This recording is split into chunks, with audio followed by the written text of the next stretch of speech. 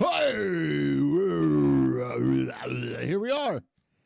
Here we are. Here I am, and there you are, wherever you are. Thanks for hanging out, coming, spending some of your valuable time with us here tonight. We got a cool show planned out for tonight for you guys and gals that have joined us early already. Appreciate the early arrivals. You all kick ass. It's usually the same cast of characters. And yeah, so we got another. Hold on, there's something playing in the background here that's fucking with me. I can't listen to something and talk at the same time. I'm too stupid. Too stupid to do that. But anyway, yeah, we got another high energy and raw power playlist from Chris. Part deuce. So I'm going to be joining Chris today. Gonna change it up a little bit, just for a reason. So today, you may or may not know, is Chris's birthday today. So obviously, we wish him the fucking happy birthday. Hopefully, it's been cool so far. He wanted to hang out with you guys tonight, doing this. So thank him for that. Something I just thought of here while I was listening to. Well, actually, I thought about it earlier. So since it's his birthday, I was like, well, you know what, Chris has given us music for fucking what, 35 fucking years now, maybe 36. Through Agoraphobia, Bloodstorm, Den of Sin, and also giving us some pretty good shows here. So I was gonna show my appreciation, and I was gonna send him some monies through the PayPals. This is just me. This is not him talking. This is just me, just to show my appreciation for everything, and a little birthday gift is always cool. So I'll try. I have his PayPal here, and I'm going to start it myself. I got to get the actual address because I just have it under his name, and I don't remember what I was trying to work the PayPal thing, but I can't do it. I'm too stupid to try to figure out what his address is, so I'll ask him. So that's what I'm going to do. I'm gonna start it off myself right now. I'm gonna send something right now before I bring him on. Yeah, like I said, just as appreciation for all the badass tunes he's given us over the years. And also for being badass on the show and for doing all the stuff he does, telling us all these fantastic stories and sharing fucking good music with us. So yeah. Oh yeah. So let me see it right now. All right, I'm gonna send this to him right now. This is fascinating stuff, right? Watching me get on my phone on the PayPal.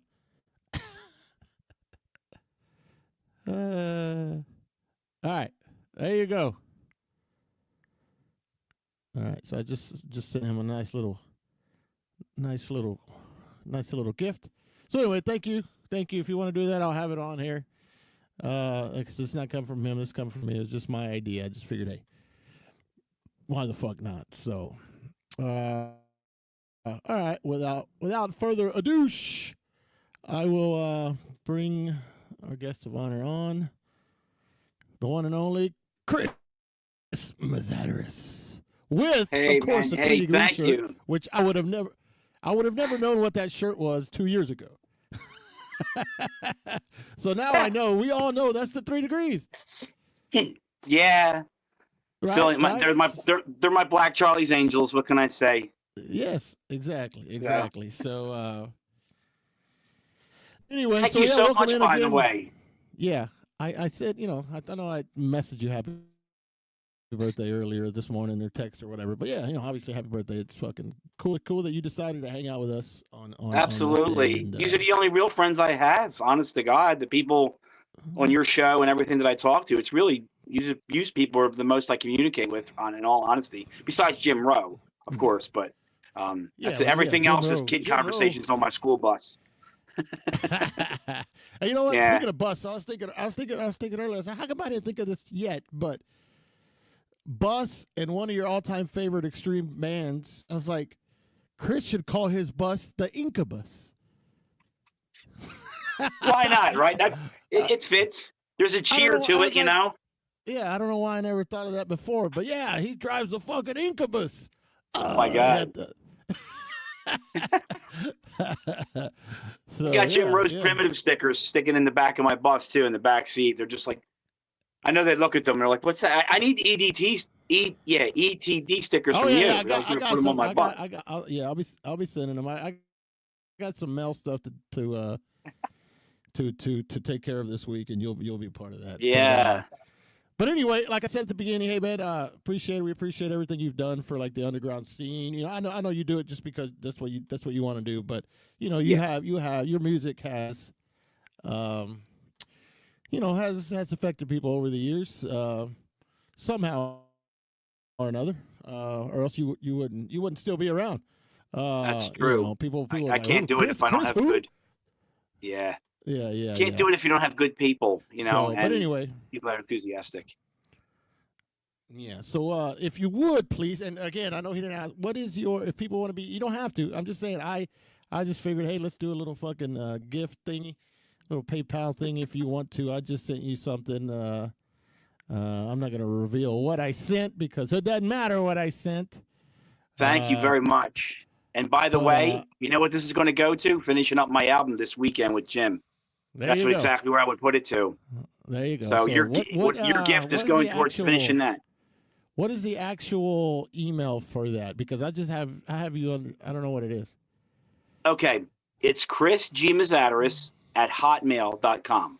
Hotmail.com. Yeah, I know. Everybody's like, you still got Hotmail? Yeah. Still got Hotmail. I don't know. Yeah. It's normal to me. So no, for sure. So let's. So it's Chris. Hold on, let me type this so I can just put it on the screen. Chris. I can't type. That's where proceeds would go to finish this record. So Mezzadurus. Chris G. Mezzadurus at hotmail.com. And that'd be me. All right, there it is, right there. Chris Oh, G. yeah, Mezzadurus. thank you. All right, so if you guys want to, want to send something that way, it's cool. You don't have to. You're not No. You're not obligated to, but I figured I'd start that something. But anyways, as my thanks to thank you for doing the stuff you do on the show, and Yeah, I love it. I love to. First time we met, I mentioned it several times, but first time I met you was at the Agoraphobia tour in Houston. Yes, at the Axiom. That's the first time, and that was a long time, long as time ago. So, and you're right too. 35 years. You're right. It's been 35 years of music, right? Because the Agoraphobia demo was 1990. And working with Absu, all that stuff in between, a little bit with Demonic Christ. Right. Little things in between, mostly. But it's mostly Agoraphobia, Bloodstorm. Yeah. My thing. Yep. And then Dennison a little bit. That's why he won't tell us what he sent him. What? A strippergram? No. I sent some money. So anyway, so we're strippergram. We're back. Fraser, it was at the Axiom with Immolation. Fraser, if you weren't there, you're a fucking poser. It was Imprecation played also. Yeah. So that was a fantastic. It's like a totally different band too, from what I remember. Imprecation from back then to now. Totally. It's completely different, whole different thing now. Whole different thing, yeah. So let me. But yeah, so we're going to get. I'm getting over a head cold. I don't normally leave you here by yourself. I was like, since it's it's a birthday thing, I wanted to get people involved and all that shit, and we'll. It won't be any different. The tunes are still going to be the same. Exactly. Exactly. We're here to enjoy the music together. So yeah, exactly. So anyhow, you don't remember Fraser? That's fine. There's a lot of shows that I probably went to that I was, oh yeah, I went to that. I forgot. Yeah. So anyway, so welcome in everybody. Welcome in the 50 something of you that are already here. You fucking cool. Showed up early. So Thank you. If you want, you can share the YouTube link on your Facebooks and your Instagrams and all that to let people know. Come hang out. All right. So I guess I'll kind of shut up, and if you want to get going, I'll just be here, a little fly on the wall, if you will. Whatever you want to do, boss. Yeah, go ahead. Go right ahead. All right. Well, ladies and gentlemen, thanks for, hanging out with me on my birthday. You really are the only people I have the most contact with, so it is appreciated. Your time is, you never get it back. So when you spend time with somebody, it's something that should be appreciated and cherished, and I do. So thank you for taking your time with me. And I look forward to, doing this and just celebrating some high energy and raw power with you. I think tonight I got that was a little bit all over the place, a little bit, I guess. Not too much all over the place, but a bit back and forth here and there. Want to pinpoint some things, and so I hope everybody can enjoy it. And just rock out and maybe just thrash around your house or wherever you're at, whatever gets you off and makes you jump up and say hooray today. So I want to start this night. This first band, I consider them punk thrash, really, and very obscure band. Only 2 albums I ever know they ever had out, which are quite enjoyable and quite aggressive. Definitely recommend them. I don't think they get enough props for their work, but I want to start the night off with some high power, and this definitely is a nice crossover of hardcore thrash with high power. This is very intense, so I want to start the night off here with Mace off the Evil and Good album. This is called Gut Ripper. Gut Ripper. Oops.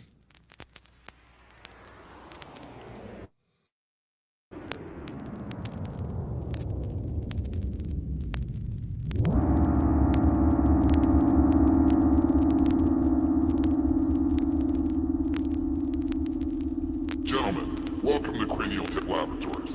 Now that you have had a chance to survey the data provided by my staff, we will proceed with the actual demonstration of the Gut Ripper C-Series extractor robot, and the means by which I, Dr. Smiles, can ensure your survival.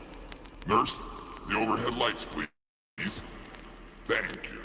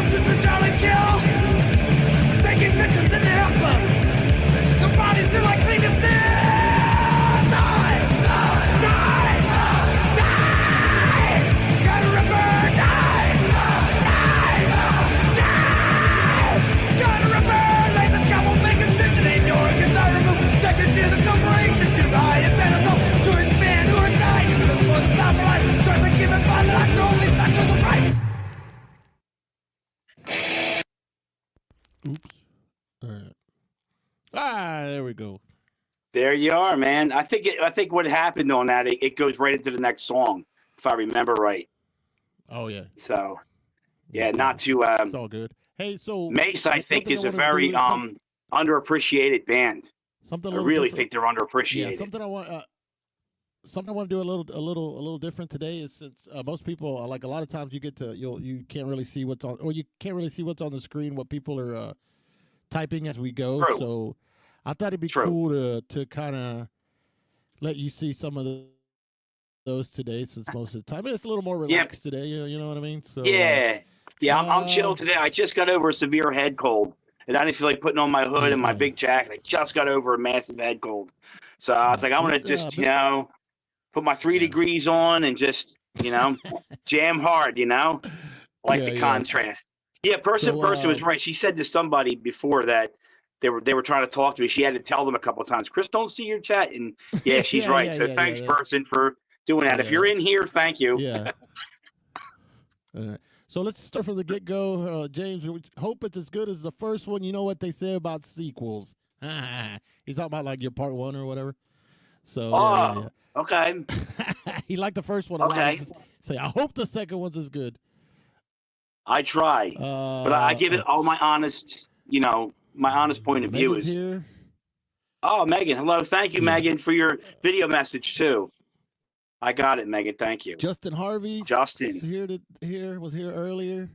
Thank you. Oh, Sherry. Hey. Here. Sherry, hello. Frazier, right? Yeah. He's always got the long name. Yeah, of course. What's up, Evan? Hello. Evan Thank you. Joker from the Bronx. I got something for you later, Joker. Bo. Oh my God. Bo. Matt Nevermore Rules is here. Cool. Very cool. Thank you. Who am I missing? Oh, there you go. Hey, there she is. Hey, how you doing, person? What's up? Paul Krutz from the Hawaiian Nebraskan. There you go. Polynesian man. Goat 666 Worship is here early. Thank you for spending time. Is here. Up T-Bone. Hello again. T-Bone. Yeah. Ted from Houston is here. Exhume and also Consume. This is a new one. I don't know. I've never seen this one before. Yeah, I don't know who that is. Exhume and also Consume. Educate me. Yeah, I don't know who that is. Carl. Hey, Carl. Birthday tyrant. Hello. Thank you, Carl. Say hi to Yvette for me. Oh, Carla, hi. Carla. All right. Chris, happy birthday. She's one of the good friendships I developed out of the channel was with Carla right here on this channel. So thanks, Carla. This is Trevor, a.k.a. Shred Beard. Good hello. Guy. Hello, you're new to me, but I've seen you around recently, so hello. Hello, Booj. I remember him. Yeah, he's turned into a regular, so we appreciate that. Some of the people, I can't tell if they're girls or not, so I don't know if I'm calling everybody dude and guy. I don't know. Do your homework. I don't know. The audio seems to be sounding okay. I don't know. Rosalinda. Happy birthday. Rose. Hugs and hugs Aaron, to you. Goat Throne Aaron is here. Hello, Goat Throne Aaron. All right, cool. I got quite a few in here. Long Live Death, Grand Chris of Hades. Maybe I am. Justin, don't call me wild. Whittle. Justin, hello. Regular. Let me see who else we got in here. I like his picture with the red eyes. Very Sith looking. Yep. And Fetasaur is here. Ain't he from Jersey? Isn't he from Jersey? I think that's the guy that's pretty close to you. Not too far away, I guess. I don't know. Yeah. Metal Ben is hello, here. Metal What's Ben. Up, Ben? Does he have a radio show he does? Yeah, kind of. Yeah, on YouTube. Yeah. Okay. All right. I think I've seen an episode not too long ago. Hello? A lot of people saying your time is appreciated. Absolutely. Because we never get it back, and it's one thing I always value. Yeah. And I got to tell you, 54 years on this earth, man, and I hope that my head and heart are always in the right place, man. I always hope that I'm never deceived every day. I'm like, please don't let me deceive myself. Yeah. So. Oh, Shinobi, another regular. What's up, Shinobi? Hey. Yeah, I remember him, Shinobi. Hello. Oh, another regular. Spirit World Asshole is here. Everybody, Spirit World Asshole is here. I'm doing my taxes tomorrow. I get it. Yeah. Yeah, a lot of fun. Maniac. This is a young kid. He's a young kid from Australia, if I remember correctly. Oh, nice. Yeah. The land of Mad Max. Tommy Cock Vomit is here. That guy's a maniac. Hello. What's up, Tom? Merciless Johnny. He's from San Antonio. Yeah. Hey, man. Good Johnny to see you. Preacher, yeah. Good to see you. Thanks for being here. Try to have fun tonight. All power, high energy. Is here. Oh, so Exhume is also. He's from Philly. Philly. Oh, cool. There you go. What part of Philly? He's from Exhume. Yeah, I don't know. I'm in Bridesburg. I think I've told people that over and over. So. All right. Yeah. So we got 50 people here. So yeah, thank you guys all. Thank for you. hanging out. So I guess this one's gonna be a little more. Yeah, man. I did put on my gear tonight. He's from Willow Grove. Oh, okay. It's nice up there. There you go. Yeah, all it's nice up there. All right, I'll try to keep up with the comments, guys. Joseph Bateman, what's up, Chris? Hey, Happy Joe. birthday. Oh, I've known Joe forever, man. Yeah, Joe used to come to my house all the time. Carpenter Corpse. Hello. Carpenter Corpse. Hello again. All right. So it's very nice, man. Thanks, everybody, for taking the time. It's like I say, me being in the heart of winter, February 3rd, it's just Philly weather's always merciless usually. So having parties as a little kid has always been tough because there's always been snow and ice. I think I had like 2 successful birthday parties ever in my life when I was a kid without it being snowed in. So thanks. Kerry, yeah. That's my buddy Kerry. I've known him since I know Kerry. Hello, Mr. Kerry. Hello. Yeah. All right, so let's move on with the tunes. Okay. All right, let's do it. Okay, we ready to move on then? Yes, sir. For number 2? Yes, sir. All right, ladies and gentlemen. And, well, this one, again, I consider this band one of the top most critical and important hardcore bands to grace the music scene coming, from out of England. I mean, we had the Ramones and MC5, things like that, but, England really perfected it. It's kind of their home base, Sex Pistols and everything else. But early hardcore, I think, it was just such a great, straightforward, no nonsense, street level attitude. And for a person like me, where I grew up, it was so relatable to be into bands like this and be into early 80s hardcore, like the hardcore metal, hardcore thrash, the whole crossover coming into light and everything. It was a very wonderful and energetic vessel that was happening in music. And this next band here, man, I could straight up just, to me, it's high power. It's high power. Yes, they're there. It's high energy, and yes, it is raw power. But this song is great, man. And whenever I get a chance to once in a while to play this on my bus, because I will play this song on my bus, I do. So, love and respect out of England for all you people that love early 80s hardcore. This is GBH with Sick Boy.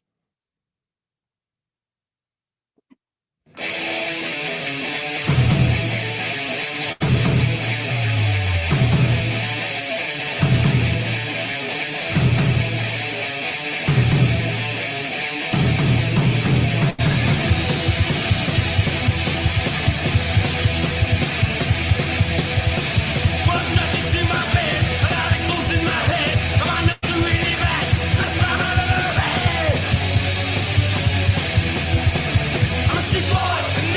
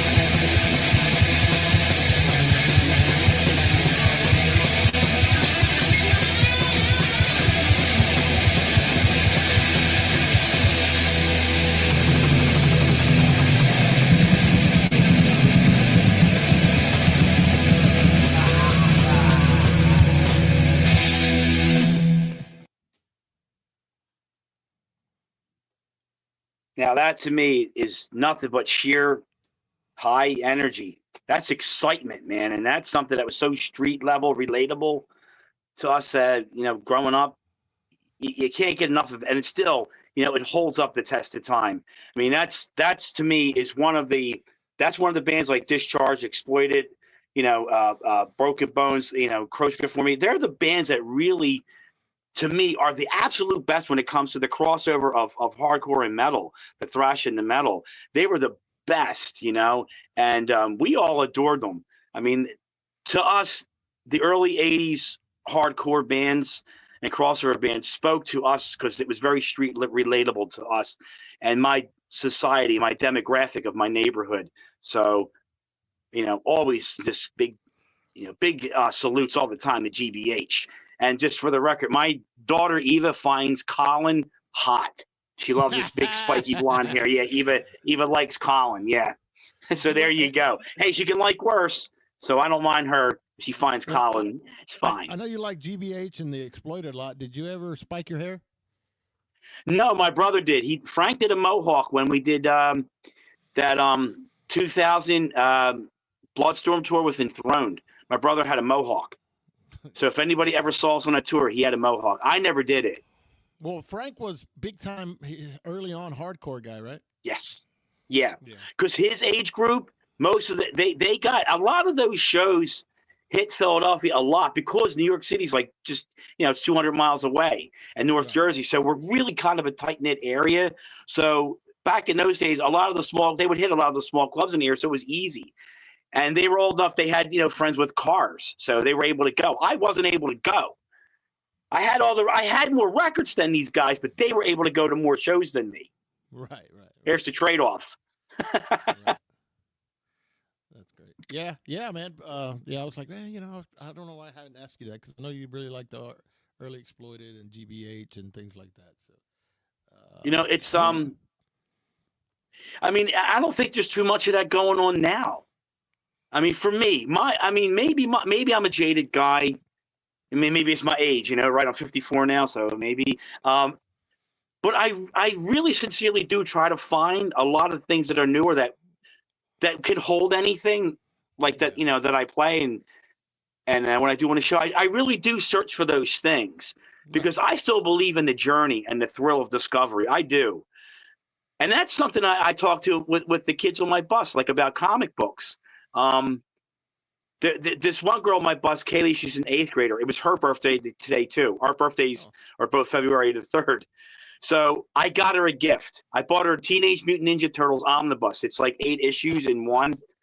Yeah, I got her that for her birthday. I called her mother and asked if it was okay if I give her a gift because she's a really good kid. She's a good artist.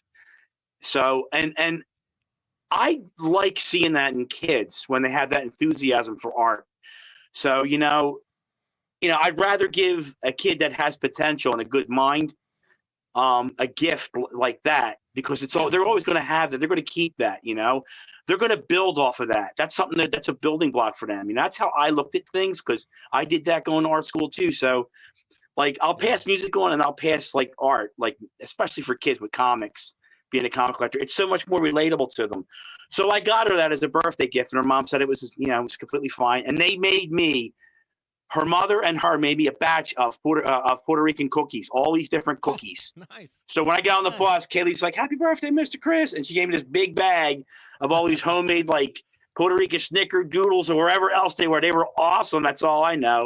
That is awesome. It's the thing I love so much about music and art because it doesn't have an age limit to it, and it really don't have any prejudices or at all, and it's always open to interpretation. And I really like when we do like you have your shows on your channel, all the different interpretation. I find it fascinating, and it's always to me there's always something to learn. I don't know everything. I know what I like, and I'll hone in on what I like. And I could talk your ears off till the sun comes up about it. Yes, but that's just how I'm driven. Yeah, absolutely. Speaking of driven, this next one you got here, this one's gonna fucking drive people to fucking. I hope so. I think it is. I think you're a fan of them as well. Oh, absolutely. I know a lot And of this people was are. a great debut album. This number 3 pick, yes, is Francisco State, and Hear the Boss. This is a New York-based band. I think they're New York or North Jersey. Can't remember if they're New York. I think they're Brooklyn. I think they're from Brooklyn. Yeah, Anyway, it's New York. They're a New York band. yeah. Well, New York's so big. The boroughs are so huge there. So anyway, from 1986, this New York hardcore band came onto the scene, man, and really lit a fire under thrash metal bands and hardcore bands' asses with a really aggressive crossover album of thrash, a touch of heavy metal here and there, but very punk hardcore, based origin, mixed very well together to make a wonderful debut album. So you know what? Number 3, man. Let's get this one. And I love this. I love this song because it's so true. It's Crumbsuckers with Bullshit Society. Hell yes.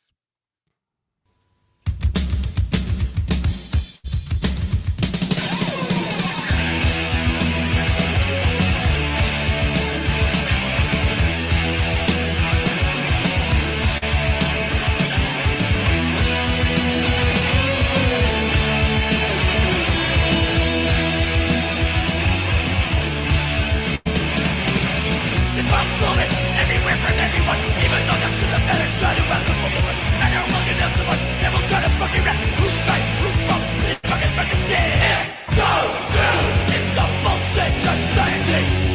It's so true, it's a bullshit society. It's so true, it's a bullshit society. It's so true.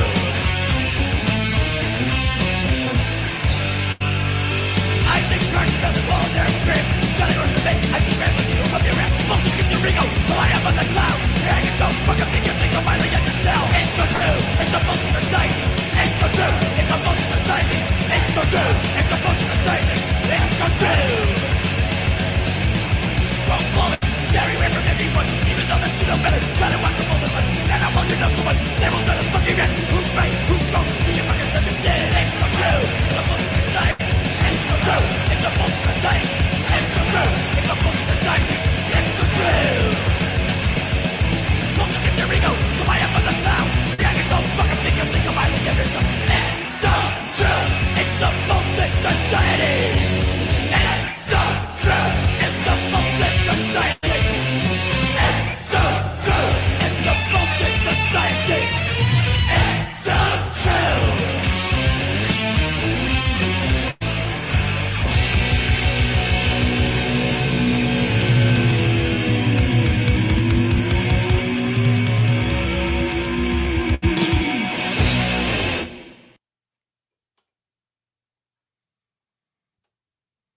That is a wonderful debut album from that band. There's so many great bands that put out really just flawless first albums. The 80s were so rich with that, man. So many bands, their debut albums were really iconic, I think. Every song, there's no stinker on any of these albums, I don't think. And so, hardcore, especially the early hardcore and 80s hardcore, really had a much needed potency and still so very relevant to today in our times today. So shout out to Crumbsuckers for that one. Sir.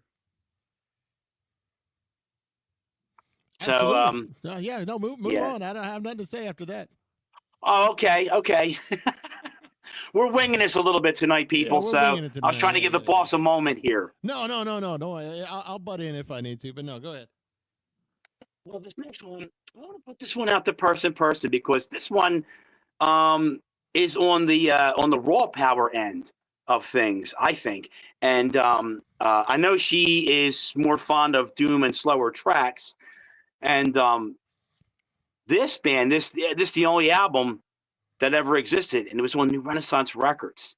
And I remember hearing in '87 how, New Renaissance had so many really great underground bands show up on that label. Ann did maybe not the best businesswoman all around, but man, she put a lot of bands on the map that otherwise weren't getting touched by the likes of like Combat or Megaforce or Bonsai or Metal Blade and Enigma. but she would put these bands out, and this album, I think, you know, it's my favorite, I guess, Doom album. It's the closest thing to Doom. I'm not real big on Doom stuff, certain things, but for me, if I like it, it means to me that the entire thing creates a wonderful field of it's an exploration of you know, Doom stuff to me is like emotional content because it's so slow. To me, it's like it gives your mind more time to deep think when everything, you know, it's just revised or it's fast, bam, bam, bam, which is totally brilliant on the same thing too. But when something I like that is slow or doomy, I get very thought orientated into things. And if my thought enriches, you know, what I'm doing in my daily life, I'm like, you know, then this is something that I think is it's a wonderful experience to enjoy music at this level for me, because mostly for me, I'm a high energy guy when it comes to metal. But this album, it's really a wonderful, great album. And person, this one is for you. If you never heard it before, hope you dig it. Anybody likes Doom stuff, this is the debut album, 1987, off New Renaissance. This is The Elder Race from Dream Death.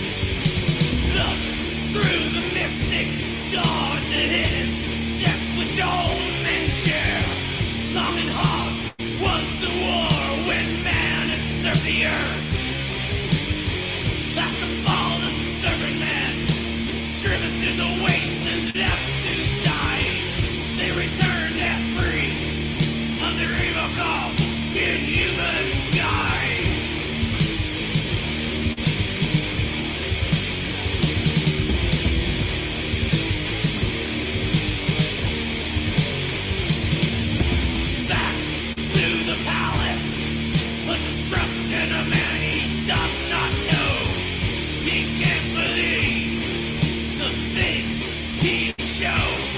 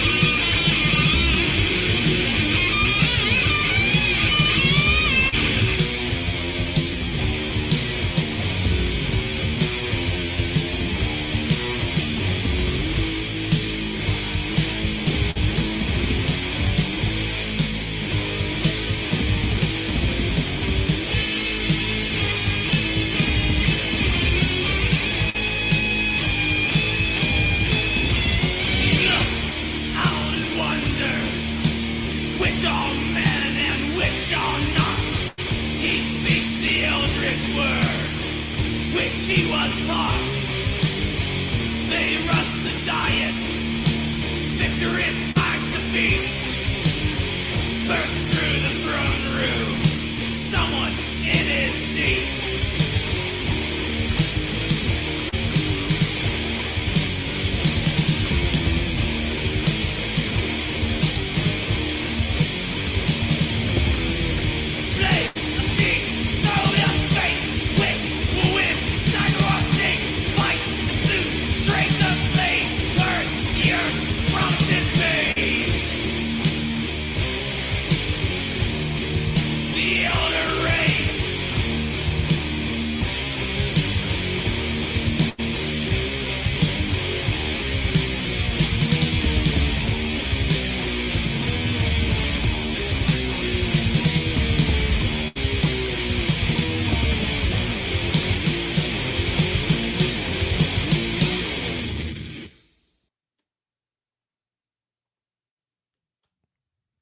That's a wonderful album.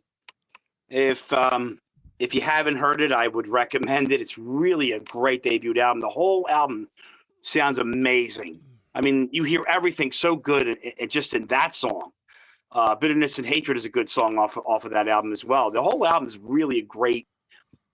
It's a great record, start to finish. I recommend it if you haven't heard it. So that's Dream Death off of Journey into Mystery. Elder Race. That's for the raw power. I really like the guitar tone on that.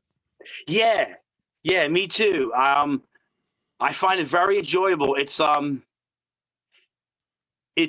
so. In a way, it sounds like it's taking a Hellhammer guitar sound, but not being Hellhammer. Right. I don't know if that makes sense. I get it. Yeah, it has that essence about it, that ring, that rich, thick tone to it. Very vibrating, deep tone to the. It has that, like Hellhammer, Apocalyptic Rage. There's similarities I see, of course. Yeah. So then I guess moving right along. Yeah. Well, hold on. All right, so okay. Guys, today is Chris's birthday, so that's at the top. I mentioned that. If you guys want to, I put his PayPal thing there on the bottom. Not saying you have to. I'm just saying, hey, if you want to give the man a little birthday gift, yeah, feel free to do so. So you're not obligated or anything like that. This is my idea.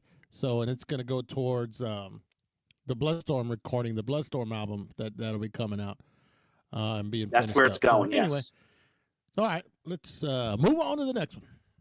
All right. Let's keep it going. I'm loving this. I want to keep the energy going, the vibe.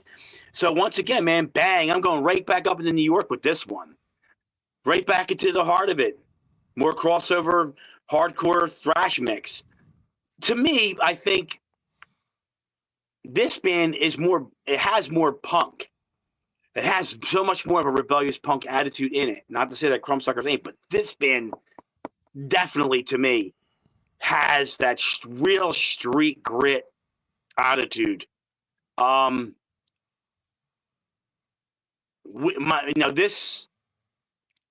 This record is a really undeniably unique album, I think, because John Joseph's voice is powerful, and the way he expresses his vocals, there's this wonderful pain, this agonizing fight in the husk of his breath when he's singing these songs. I think it's awesome. But I really only like their debut album. That's it. And it fell to the wayside for me later. But boy, is this a landmark of a crossover hardcore album. And this one's for Carla. So Carla, you're here. This one's for you. Out of New York, man. The Cro-Mags. We gotta know.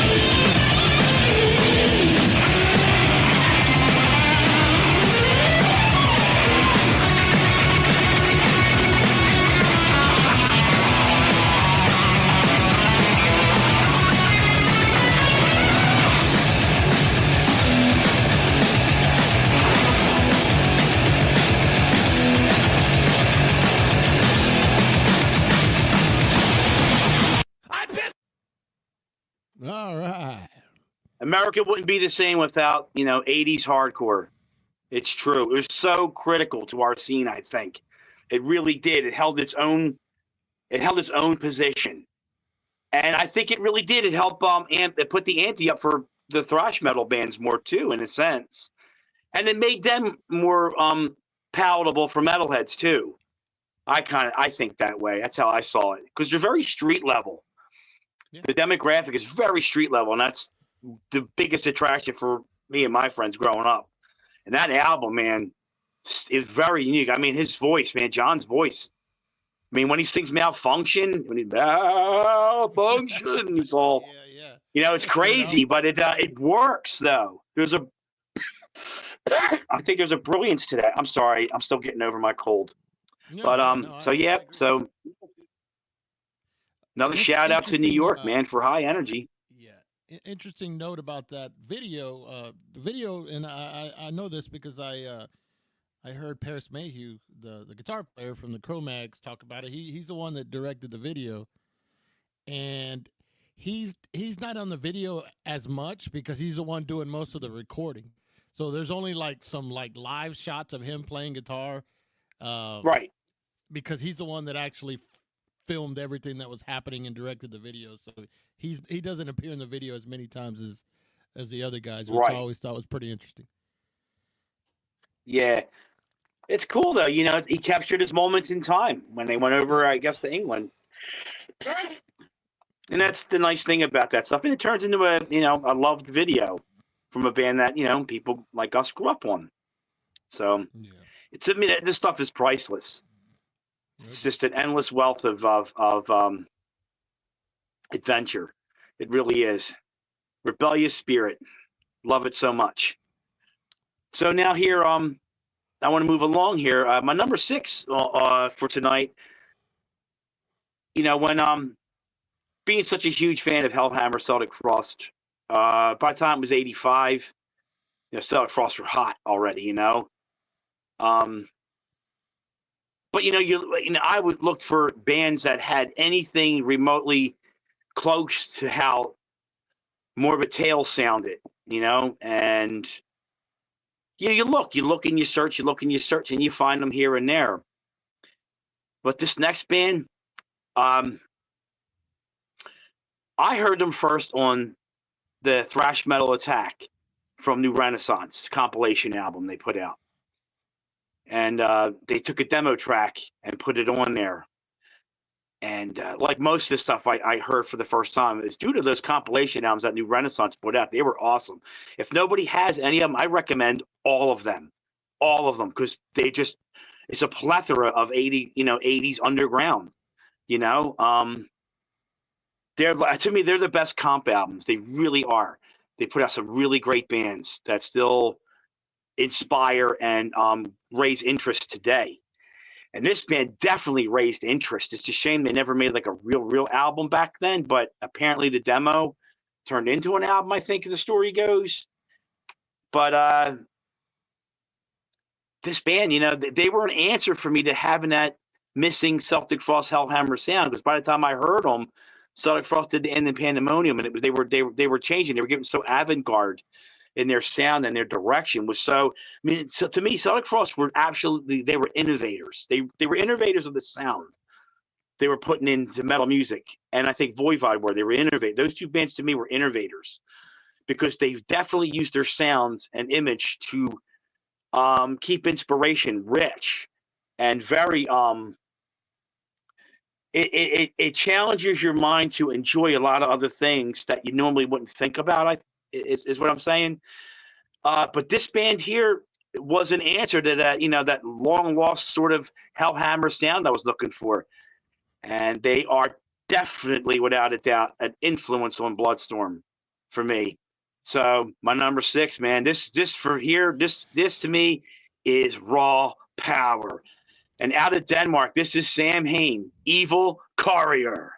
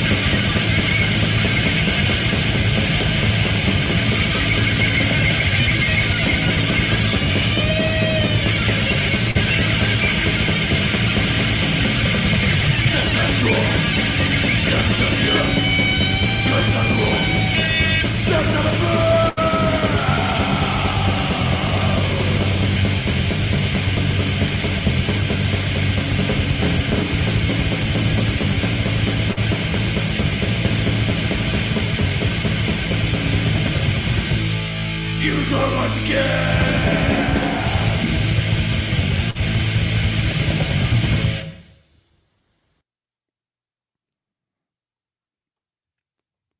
I find them to be very Hellhammer-like, and they were an answer to my prayers when I heard them. Man, they were outstanding. The first song I heard from them was "Salvation." That was on the Thrash Metal Attack album, on New Renaissance, the comp. Yeah. And then ever since I heard that song on that comp, I've been searching for that band high and low. And not till many years later, when people started pressing CDs of these demos, you finally get to hear everything, you know. But then you got to hear Plague of Messiah. That's on I think that's Speed Metal Hell Volume 2. I think that's what it's on. Is on that one. But you know, those New Renaissance comps. I know I'm saying it, but I'm saying it again. If you can get a hold of those records, I think you really be doing yourself a favor, because you're going to find a really lot of great underground bands that barely saw the light of day, like a crack of the door open. That's about it. And it was on those comp albums. But man, you know, it's such a great stamp in underground history in the mid to late 80s, those albums. So that was Samhain's The Carrier, 1985 demo. And the whole thing's awesome. So I recommend them. And there you go. Any words there, boss, or keep going? I mean, yeah, I have that. I think it was a 3-song demo. Yes. That was. I mean, I have it dubbed, right? Yes. I don't have like an original tape, but I have it like on a cassette. I always like that. I always remember that Plague of Messiah. Yes. Yup. Salvation and Prince of Evil. That's the other song on there. Yes. It was, and that's what I have. I have the same thing you have. Yeah, it's very evil and very Hellhammerish. And that's why I love them.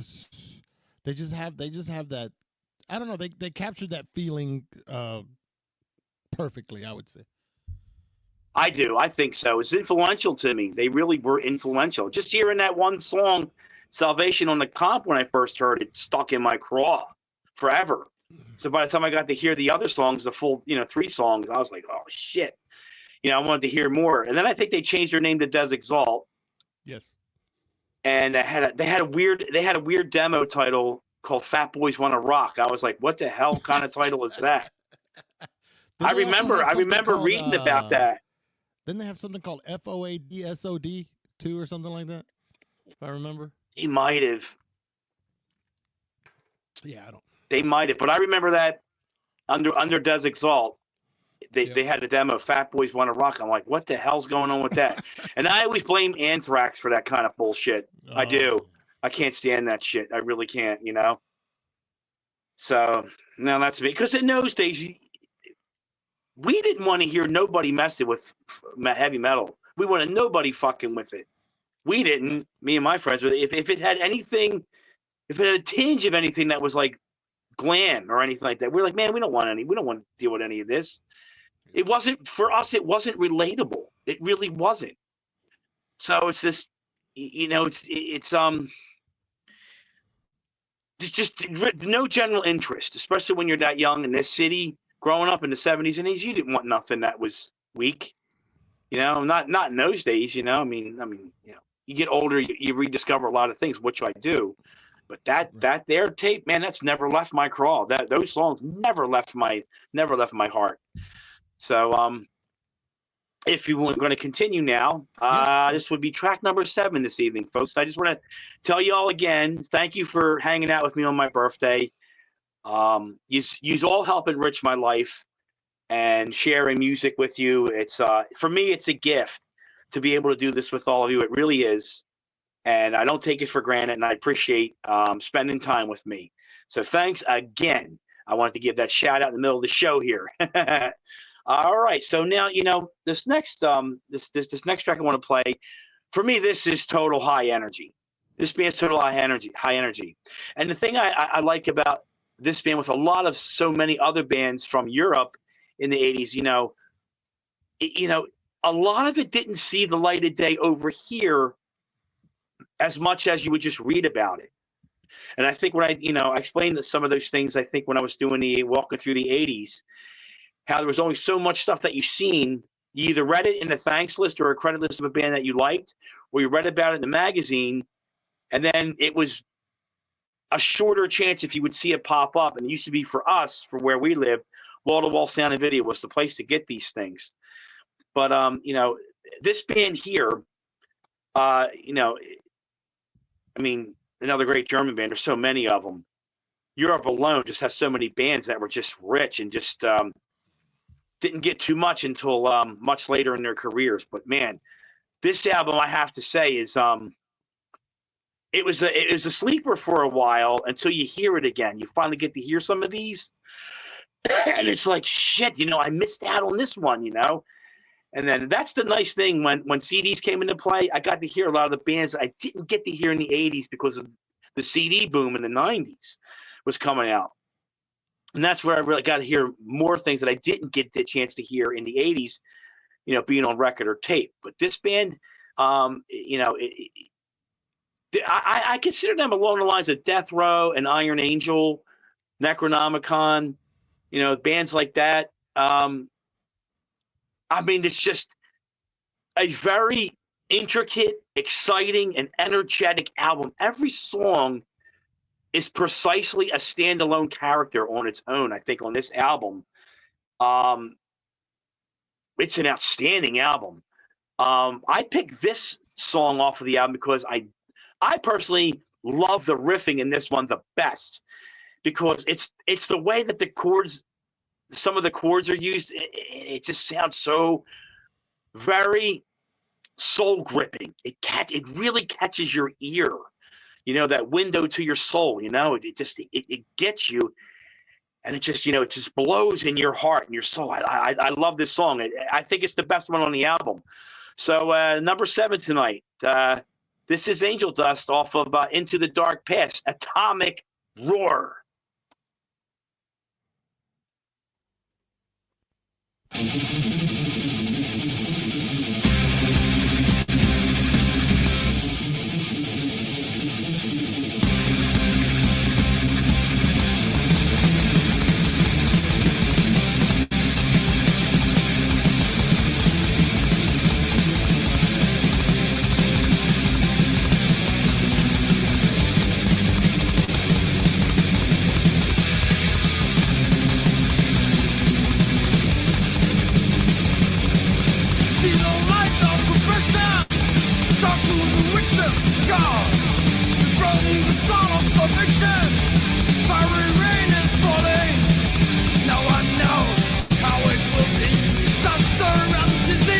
Atomic war! Destroying the souls, destroying the life. Much of the night, much of dawn.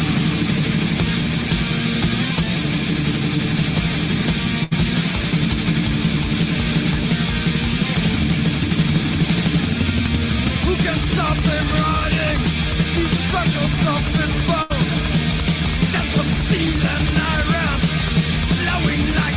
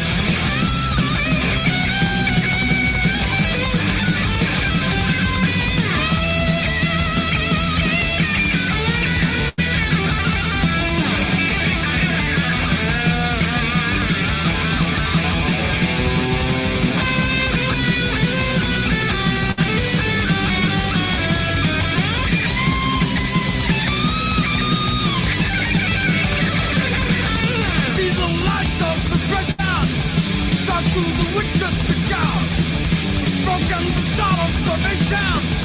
Fiery rain is falling.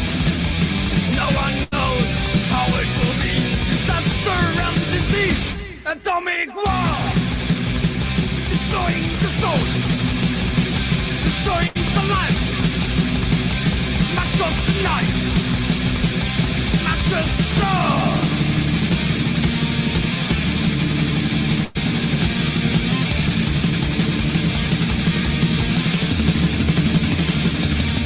Who can stop him riding? See the circles of his bones. That's of steel and iron, blowing like a storm.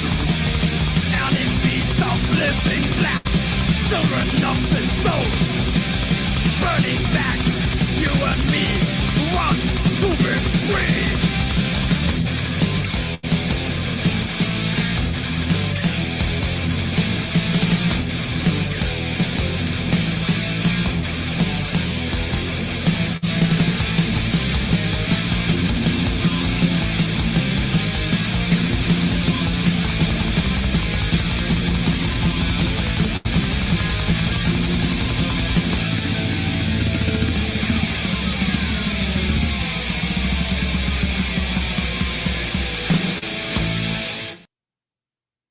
All right. Love that song. The riffing in that is very outstanding, man. It's got such great speed thrash metal style in that. It hits every high energy aggressiveness tone that you could put into a high powered energetic heavy metal album. And that song I think has it all. The whole album's great. Like I said, each song I think is its own standalone character in that album. But that song, the riffing in it, it just catches me the most out of that. So there you go. Cool. I'm ready for Moving the next right one if along? you are. Yeah. Okay. Well, let's do it, Well, okay. And my number 8 tonight. This one, this band, to me, is high power, is high power and raw, and, high energy and raw power, both. I'm mixing them up. Sorry. It's both raw power and high energy, this band. But I picked specifically something that I thought was more of a raw power end for this band because, and this song in particular, it's a very, I just find it a very extremely thunderous, heavy song. It's a very dirty, gritty sounding album to begin with. But the thing I like about the sound of this album is the vocals. His voice just really cuts right through your bone when he screams and he shrills. It's a captivating, thrash metal scream. It just has this really super high impact, aggressive, heavy metal scream to it. But the music is so just filthy, raw, dirty thrash metal. I mean, really, it's great stuff. Very underground sounding album. If you don't have this one, I would recommend it. Out of Old Bridge, New Jersey. Man, Blessed Death off of Kill or Be Killed. This is Napalm.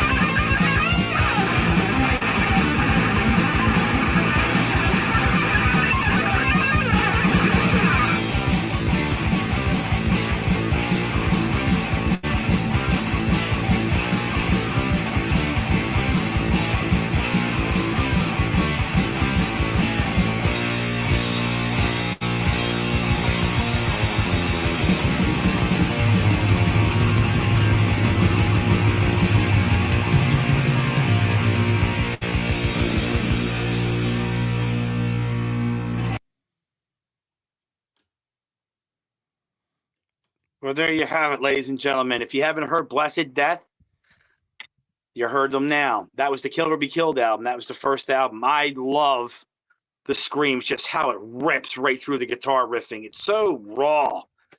And it's, man, is it fucking, I think they're so heavy. I was going to cover that song for Bloodstorm too. We were toying with the idea. Yeah, I wanted to cover that Napalm when I had Tom and Chuck in the band with me.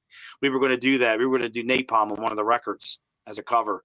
Love it. That's how much I love that band. You know, of course I'm influenced by them, of course, right? So, but I love that band. Recommend them. The whole album is great. And then after that, it's Destined for Extinction, their second album, which is, I played on the 1987 playlist. I played the song Digital War off of Destined for Extinction on that episode. So that's Blessed Death with a Napalm. Weren't they on a New Renaissance comp too, right?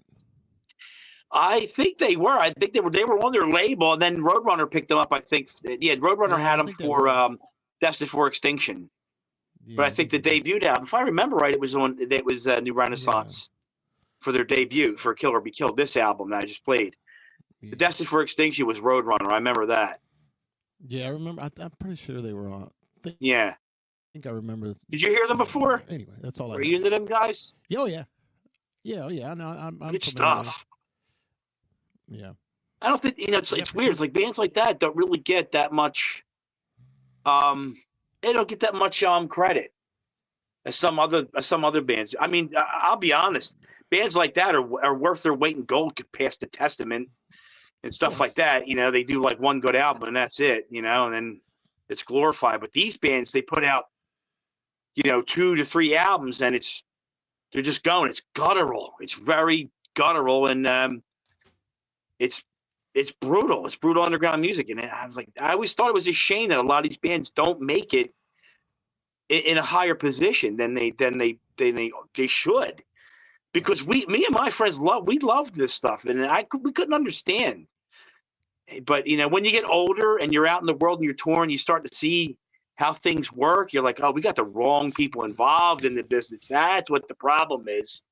Yeah. We got too many people that can't tell you the difference between, Morbid Angel and Motorhead. You got some fat barrel of monkey spunk that needs a half a slap because he's a sissy running shit. They're not when you see people like that running labels, you're like, well, there's no hope for America because they got running shit, They're more interested in getting high and drinking than they are, promoting the band on their label that's making the money. Mm-hmm. So continue doing your 3-hour shifts at Hooters over and over and over, because you ain't helping the scene anywhere with, making any money or profit with that. You're not doing the real thing that's generating, a sustainable life. So out with your existence if you don't support it. Okay. Enough of my jibber jab, as Mr. T would say. This is a number 9 song here. This, for me, is always a high energy band. I mean, there's raw power there with it, but it's hardcore. And the way I like my hardcore, I like it with high energy, man. I like that street level violence, that face breaking, knuckle busting, hammering and screeching on guitar, and the brutal scream of the voices. I love that stuff, man. That's so street level. I have such a place in my heart for that stuff, and this band is definitely a big place in my heart for it.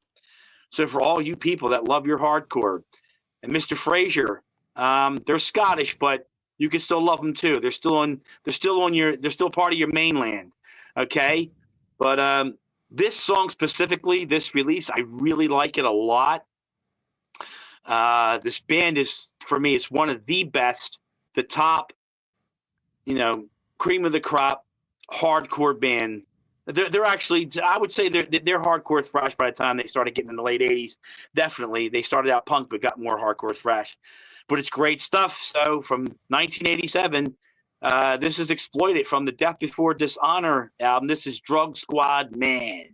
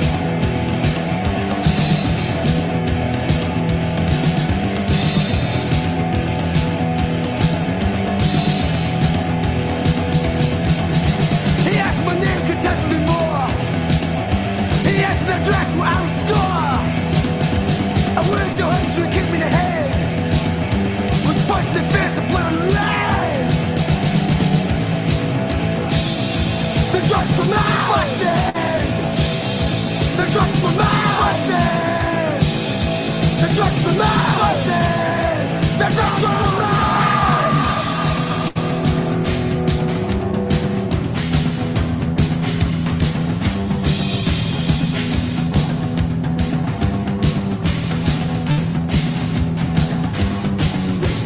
Drugs for mine, busted. The drugs for mine, busted. Buy the drugs for mine, busted. Busted by the drugs for mine.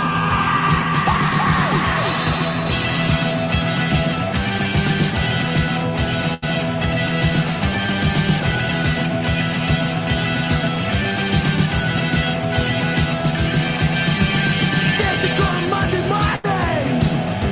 For 2:30 I was in jail. Summer show on a shoutout. The guy in the shop will get a bill. The drugs for mine. The drugs for mine. The drugs for mine. The drugs for mine.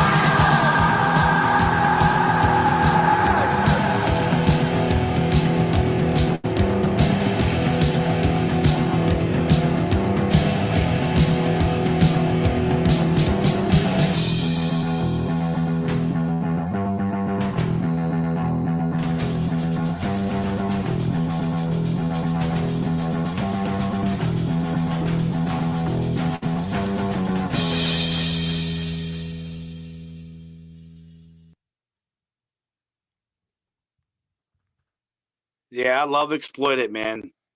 The anger in Waddy's voice, Waddy Buchanan's voice, man. That is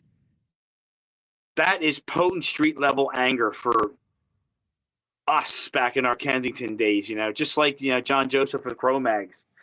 You know, guys' voices like that in hardcore were so relatable to us when we heard them.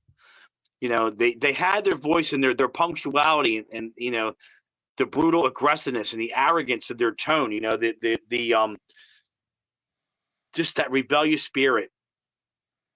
You know, it becomes like it's a calling when you're a teen and you're watching things in your neighborhood fall apart. And music and art, I say it all the time, but it is so very true. It's such a relatable thing and becomes your best friend. And throughout your life, just never lose the roots of what makes you you. You know, because it's such a precious thing. And I think our art, our music is definitely, it's an endless voice for us. So I hope you enjoyed that Exploited song. So I want to keep it moving right along, boss. And at number 10 here on my birthday night, I want to I have to commend this person because he's a friend of mine, and I spoke about it before. It's Mike Browning. What can I already say that I haven't said about him before if he's heard me or been on the show? But yes, he's influential for me and inspiring, not as a musician, but as a friend and as a practitioner in the occult. So naturally, when he does things in music, I find it so much more deep in my heart to be appreciated. Well, I consider Mike raw power, especially in the demo days of Nocturnus and his drumming in Incubus. His musical writing ability with Morbid Angel's Abomination and Desolation album proved its point too, Chapel of Ghouls. You know, Mike, half wrote that with Trey. Skilled lyricist, I'd say Mike is very brilliant at it. But the raw power gets from his expression in music. It's the stuff that I think classic horror films that are seen on a screen. His music in Nocturnus is what, a classic, occult orientated band can be heard out of the speakers of your stereo. So tonight, for the raw power end, one of my favorite songs, and I got to say this too, this was the song Bloodstorm was going to. We were going to cover this song. It's one of my favorite Nocturnus songs ever, and it's back in the days when Vincent Crowley was in the band. So off the first demo, BCAD, Before Christ After Death, this is Nocturnus with Unholy Fury.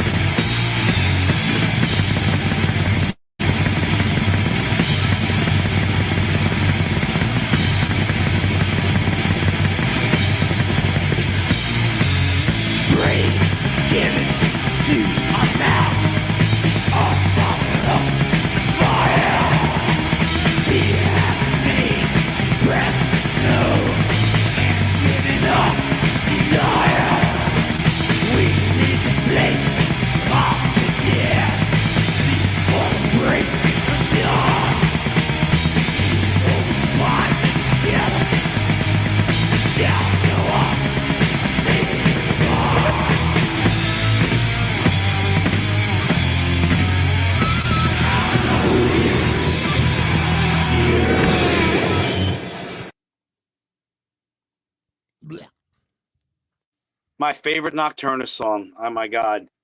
And yeah, that was the days when Vincent Crowley and Mike Browning, were together. And Richard Bateman, I believe, played bass on that as well. I believe he was the bassist for that first demo, if my memory serves me right.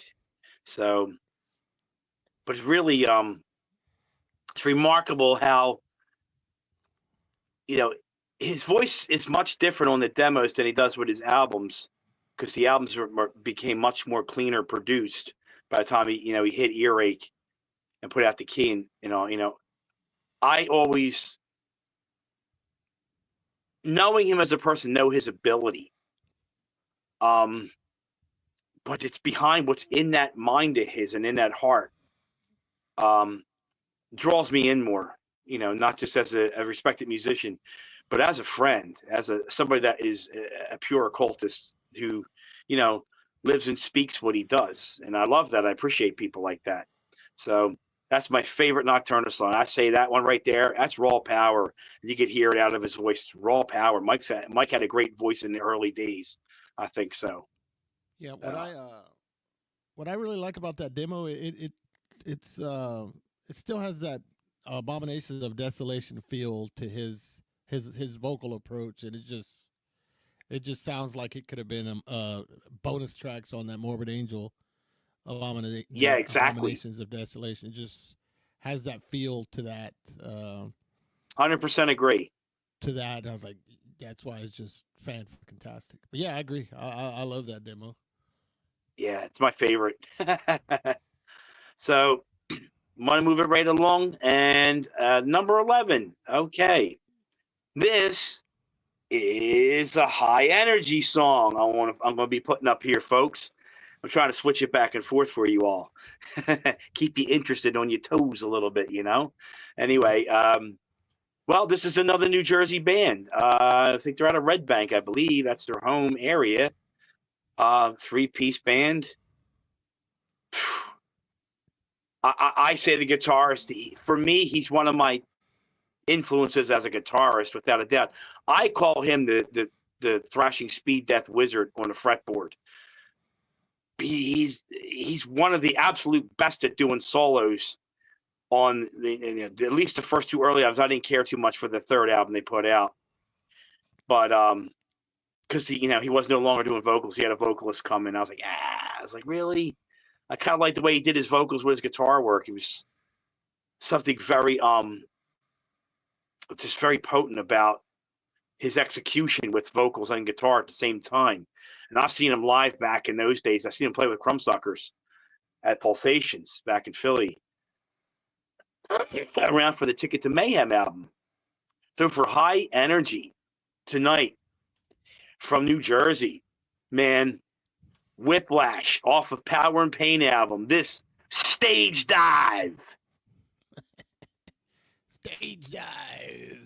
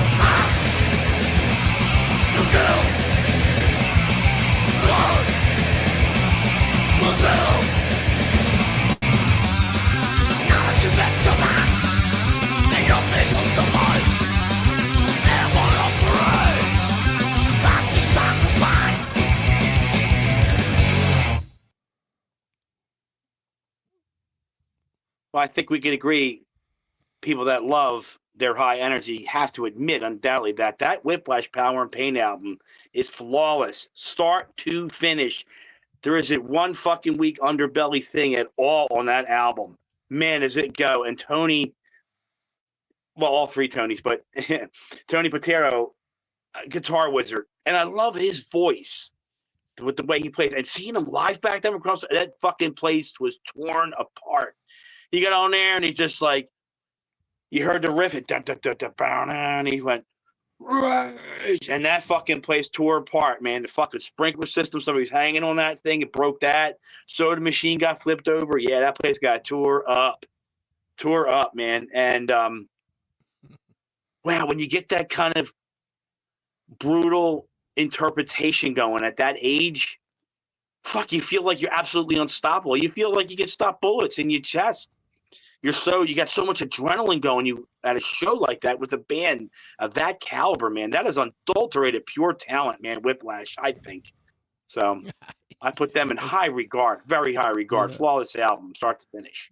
Yeah, it's funny you say that because I remember being in shows and being in the pit and all that, and yeah, being just a young kid. I was small, wasn't ever a big kid or anything like that, and man, the band starts playing that one riff, that one song. All of a sudden, it's like there's people that are like 6'5", like in front of me. I'm like, "Fuck, get out of the way!" You know what I mean? Yeah, you just feel it. You're fighting for your spot, you know.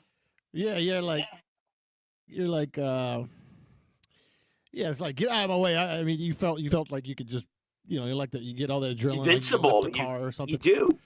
Yeah. Yes. And I think, it really did. I mean, we grew up in a time, we were lucky, I think. So when I look at things now, we really are fortunate. We got to see what we got to see and grow up when we did.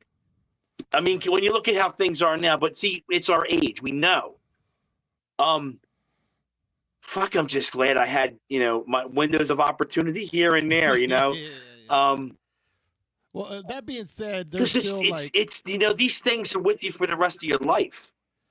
Right. And that being said, there's still everybody, no matter when you grew up, you're like, God damn it, if I would have been born 5 years earlier, I could have seen like AC/DC with Bon Scott or something, no matter what, but that's going to happen to everybody. So if anybody tells you, hey, I saw this and I saw that, well, that's cool. But obviously it has to do with your age, but the guy before you, the generation before you, saw Sabbath in 75 or something. You know what I mean? So it's like, that's for everybody.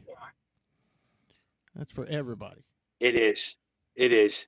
Well, it takes enthusiastic people like us to keep it going, and that's the gift. I think music and art in general, writing, art, music, it's the gift that can keep on giving. Always, it always can.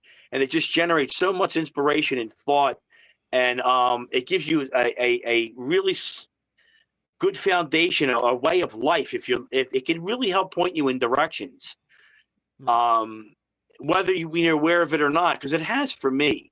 It's kept me really sharp enough to be not an idiot on the street, because I just knew, I'm like, I want to be able to do this one day, what I'm hearing now. And if I go out and act like a total jackass and, start lighting fires everywhere and shit, like we had a lot of firebugs in our neighborhood. There was a lot of people, my neighborhood, like to light fires. And living across the street from the railroad, we were no shortage of fires, man. People used to throw their garbage 1 block away because we had a junkyard across the street. There was the parking lot for the high school. Then behind that was a junkyard. Well, everybody used to junk their car on the side because there was no houses there. We were the house on the corner. We would see everything. My father used to run down the street and get license plates from people that would dump their trash. But then the older kids would be going up there smoking dope, drinking, screwing their girlfriend and all that shit with the rats up on the railroad. They're lighting everything on fire. So we were right across the street from a lot of that shit. So I saw a lot of fires as a kid, So it's kind of funny when you see junk cars and fire and all that kind of debauchery going on. I mean, hardcore music and thrash, it makes it so much more easy and settling. It's easy to understand and comprehend it. It's so much more to grasp and just bring it. It's like, I get that. That's totally what every day's like here. And Yeah. so it's fun because it always takes you back into a time and place with this music, and that's what I enjoy so much about it. Yeah. Try to I keep think that spirit everybody that endless. is. Yeah. I think. Yeah.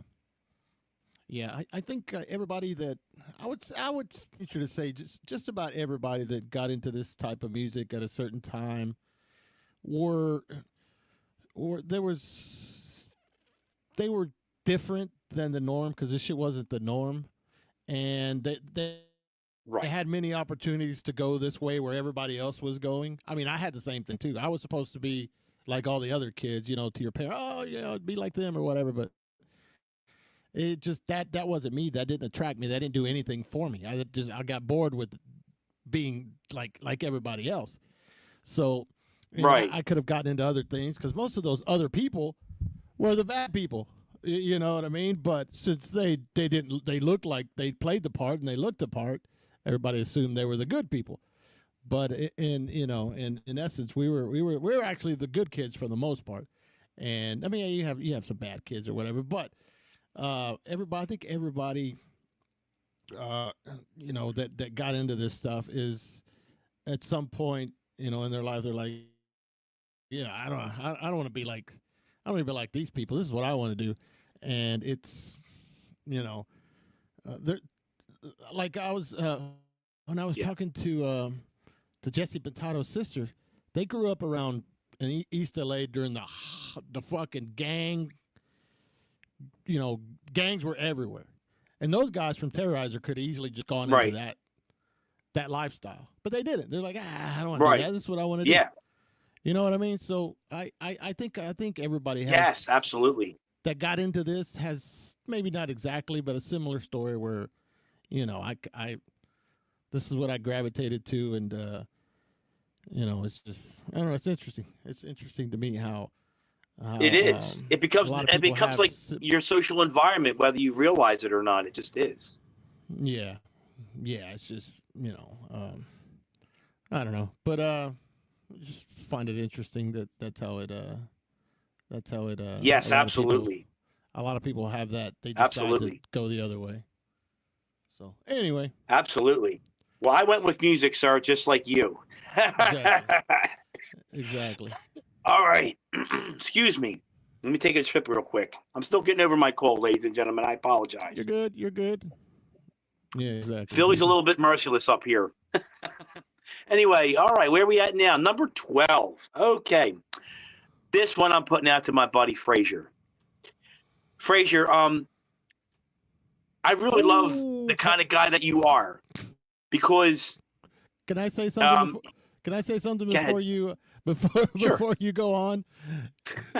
I see the next band, and I know you're mentioning Frazier, but interesting fact: Frazier does not own a single thing by this band that we found out.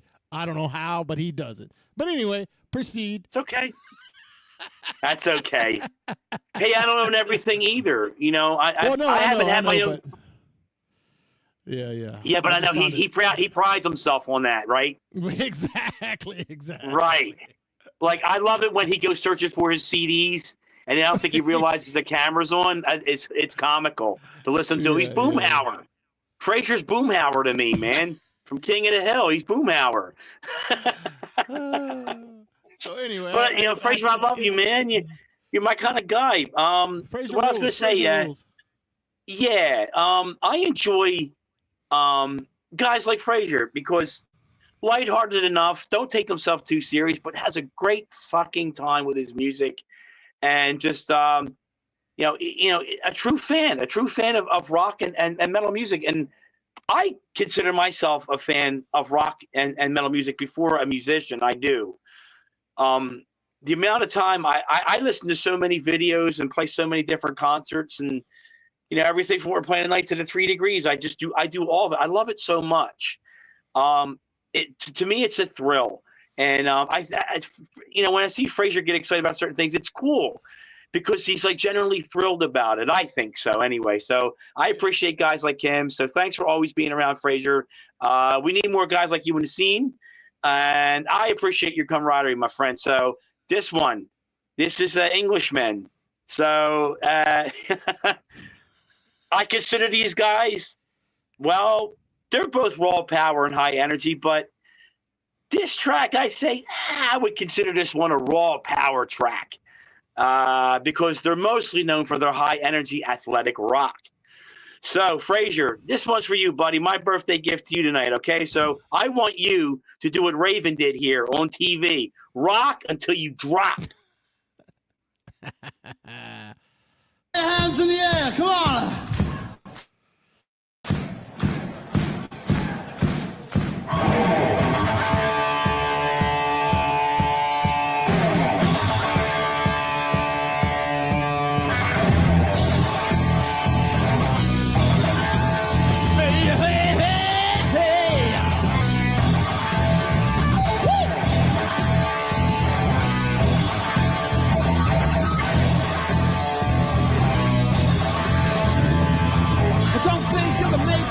Don't think you wanna try.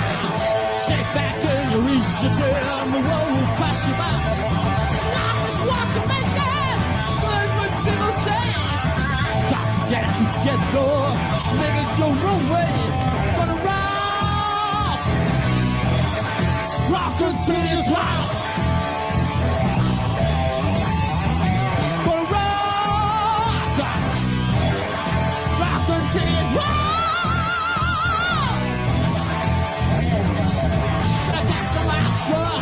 Got to rock tonight. Got to get the ball going. To say it with a smile. And don't let go. Let's forget your mind. Come on, everybody. Now let's see you shout. Rock until you drop.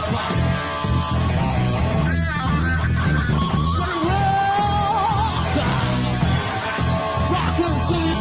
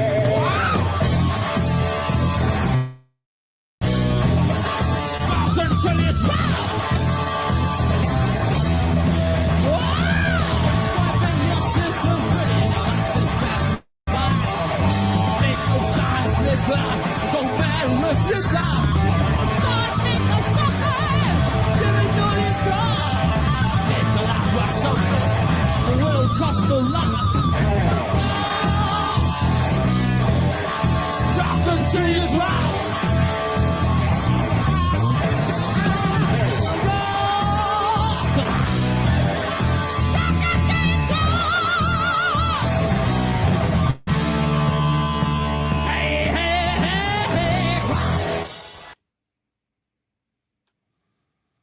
Rock the T drop, Frazier.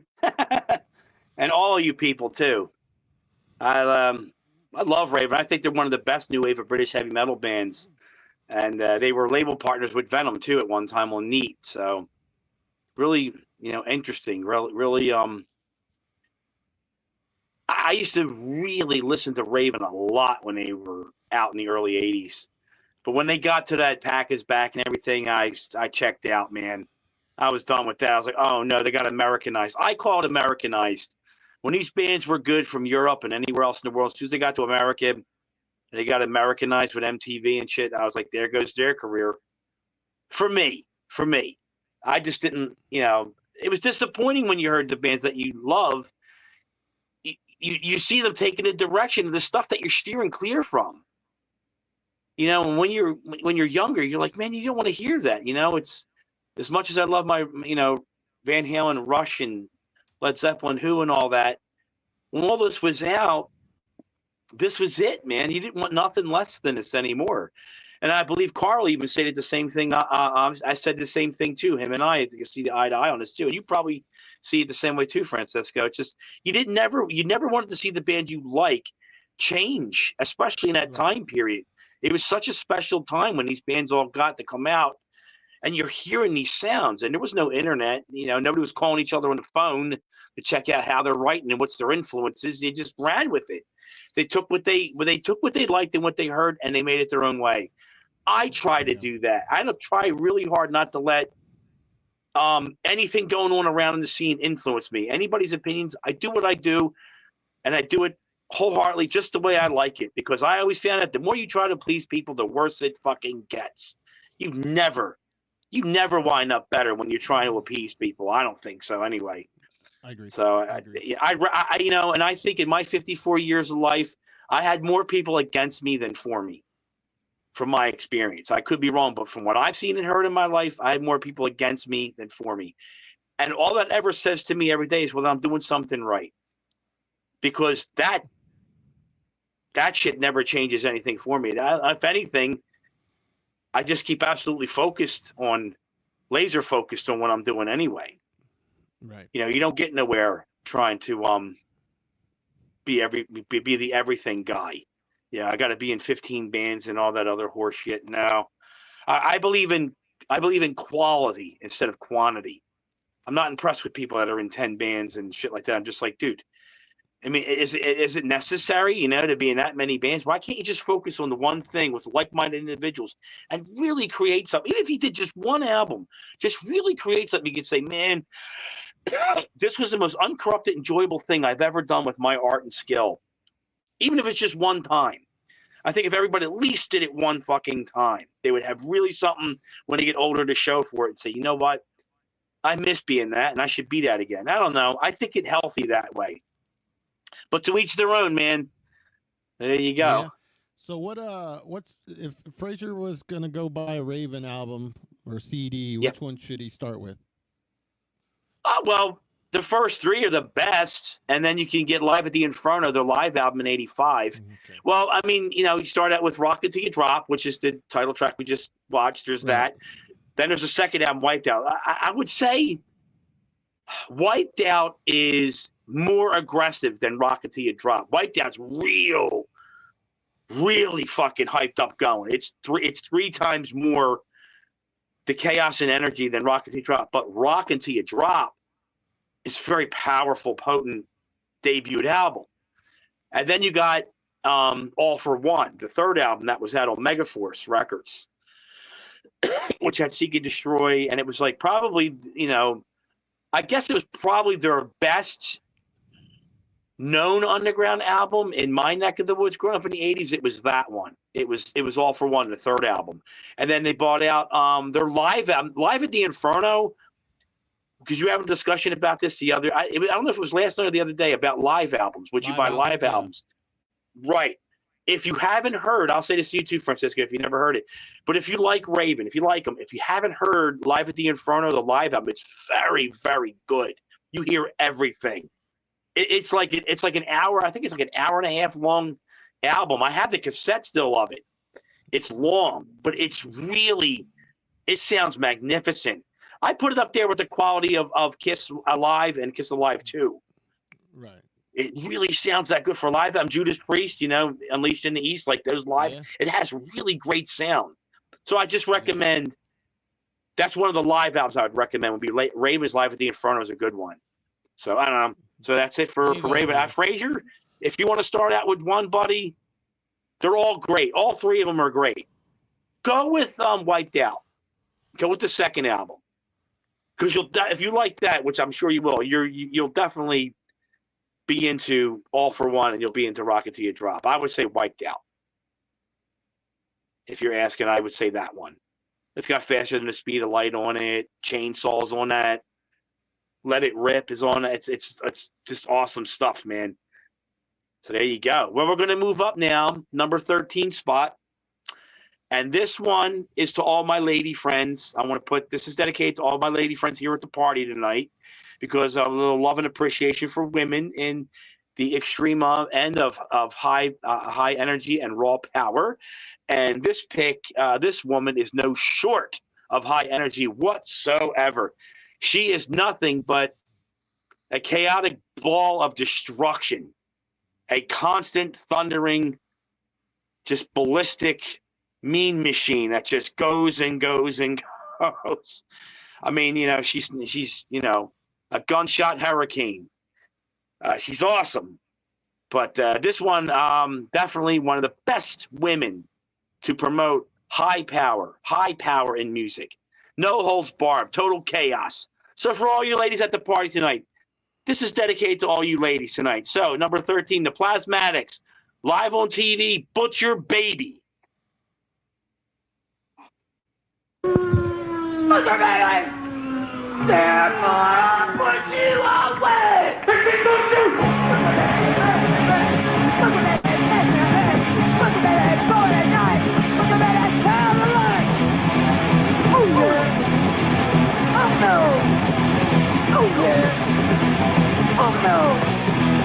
Oh yeah! Oh no! Oh yeah! Look at that! You! Look at that! I will! Look at that! Today! Today I'll put you away! Oh yeah! Oh no! Oh yeah! Oh no! Oh yeah! Oh no! Oh yeah! Look at that! President Red! Look at that! National 10! Look at that! Glory at night! Look at that! Pound the line! Oh yeah! Oh no! Oh yeah! Oh no! Oh yeah! Oh no! Oh yeah!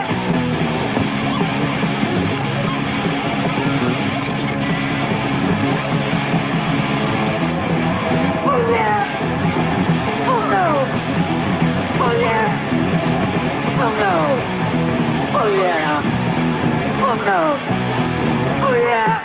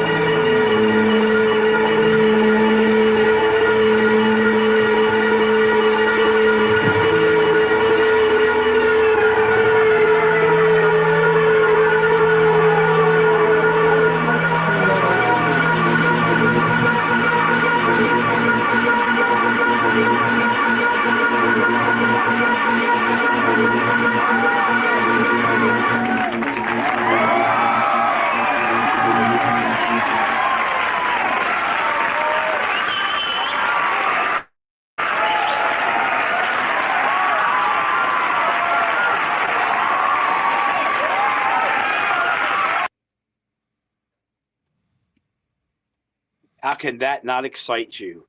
That was one exciting woman in metal, hardcore, punk rock. Wendy had it all, man. She's always been an impressive entertainer. I mean, one of the only people to date Lemmy and actually break his heart. Iconic and completely unforgettable soul. Wendy O. Williams is in her performance, her attitude, and her life is very inspiring on that whole do what you want, take charge, lawlessness, this blissful, destructive attitude she's got, takes every risk possible. It's a thrilling experience in life.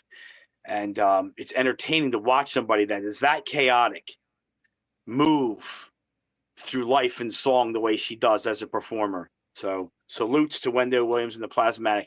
That was for all you ladies here at the party tonight. Hope you enjoyed it. So a little shout out to you ladies on the female end of things tonight. So I'm going to move this along now. This is number 14 on our list tonight. Mr. Frazier, this is another English band. You'll be happy to know. The thing I like about this particular group is I always found Algie's voice to be very he's very pronounced. He's very specific. I think he's got a pretty unique voice for what he does. And the fact that Fast Eddie Clark produced their albums is actually another little piece of nice, little rich history that goes along with this band. They were always called, that I can remember, was the last great heavy metal band out of England. And I kind of consider them, in some ways, maybe second to Motorhead, at least in their early years, definitely. But I love this band so much. This is just pure, raw power here tonight. So part of the new wave of British heavy metal group. This is Tank, the video promo off of Filth Hounds of Hades. Turn your head around.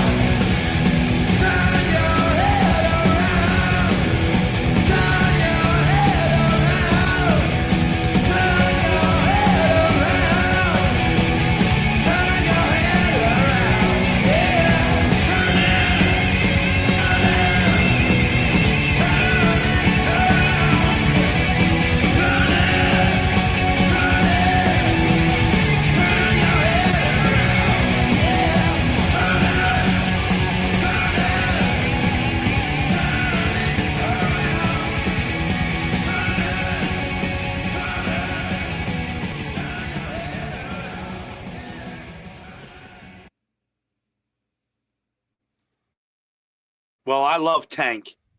They remind me so much as the closest thing to Motorhead from back in that time period.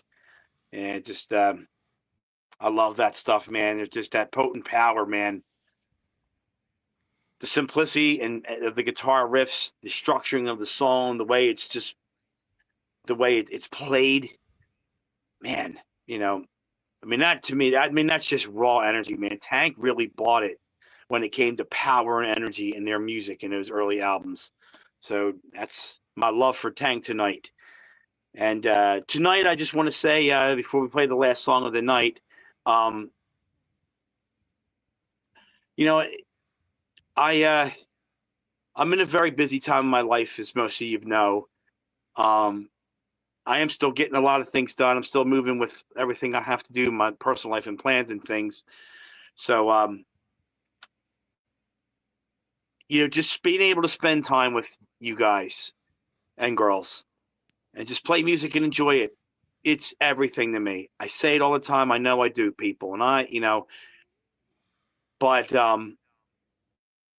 you know, the thing about me, it's like I tell my kids on my bus, if you don't have trust and loyalty, you really don't have anything, because you're not going to have good people in your life if you don't have trust and loyalty. And if you can't be trusted and loyal to those that are good to you.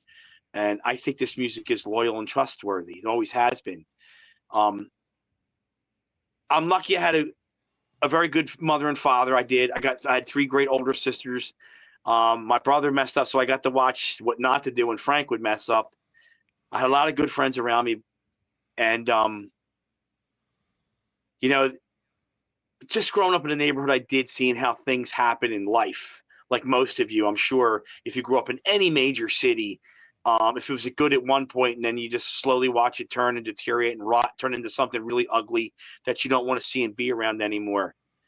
You know, as long as you got your mind, the conviction of your soul, an artistic skill of to some degree, or something that can be improvised and turn you into a more proof positive individual, where you can take aggression and violence around you and you should subjugate that thing and really turn it into something that's beneficial in whatever thing you do and walk in life. It's nice to see younger people, being a bus driver too, when you see certain ones have potential. Like if I see certain ones in me, like I said, there's an artist on my bus. I see so much of her at her age of 14, like I was going to art school. So I'm just one of those people that, you know, your friendships are priceless. And I mean, never compromise yourself. And I'm sure I'm not telling anybody nothing, but I'm just reiterating, you know, we're the kind of people, we're the rebellious refuse of, you know, walking the earth. We're the ones that are so much more free-willed and ready to say, you know what, I tripped and my face fell in dog shit, but I can get up and walk away from this one. And, you know, you get better steps ahead of you after that trip, you know, if I could be so drastic. But, you know, hitting 54, I'm grateful for my health. I'm lucky enough to still be a healthy enough guy, being a single dad raising 2 kids. So I'm lucky enough for that. I could still basically see and think clearly. So I'm grateful for those things. I'm grateful for you people as friends and the camaraderie I have with you and sharing music. So thanks for being here on my birthday night. You people help give me purpose to enjoy music and to create music as well with Bloodstorm. And I thank you, because to me, that's a gift. Friendship, it goes both ways. So your gift of friendship to me is a birthday gift. So thank you for all of that. I appreciate it. And so yeah, so this last song tonight, this song I picked from this band that is very beloved, iconic. I mean, the early albums they're undeniably flawless and influential on so many levels. As lyricists, as songwriting, the aggressiveness, the playing, a band that uses their influences very well in what they do and how they execute it. for so long, I think this is one of the most flawless bands to have existed for so long and kind of stayed their course. I always wanted to see Venom do that, but they never did. And the only other one I think that does that is the best is Motorhead, because Lemmy's been the same person forever. So, but I think this band here has always stayed their course. Probably, I think out of the longest out of most of the bands that got popular in the thrash death metal scene that came out of the 80s to go into the 90s, 2000s, and beyond, up until death and retirements happened. But this song here that I picked off of their second full-length album, when I heard this song, I remember sitting in my kitchen in Kensington, of course, 331 East Westmoreland Street.